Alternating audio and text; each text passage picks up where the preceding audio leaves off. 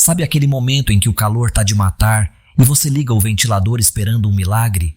Pois é, esse herói silencioso está na sua casa e provavelmente você nunca parou para pensar em como ele realmente funciona.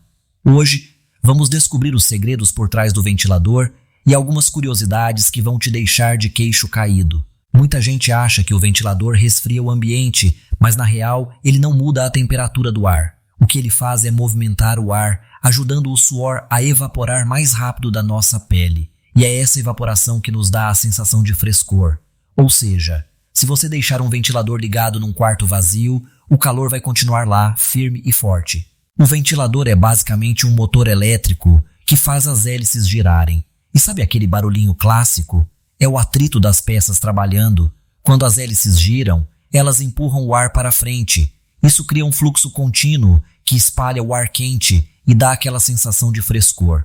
Agora, se você já prendeu o dedo num ventilador, sabe que ele pode parecer inofensivo, mas não subestime essas lâminas giratórias. O primeiro ventilador elétrico foi inventado em 1882 por Schuyler Wheeler, mas os ventiladores manuais já existiam há séculos. Os egípcios usavam grandes folhas de palmeira para se abanar, e na China antiga já existiam ventiladores movidos à manivela. Muita gente jura que dormir com o ventilador ligado faz mal. Mas será que é verdade? Na real, o ventilador pode ressecar o ar, causando irritação nos olhos e na garganta, principalmente se o ambiente já estiver seco. Mas não, ele não rouba o seu oxigênio enquanto você dorme. E aí, você já sabia dessas curiosidades? Agora, toda vez que você ligar o ventilador, vai lembrar que ele não esfria nada, mas salva vidas no calor.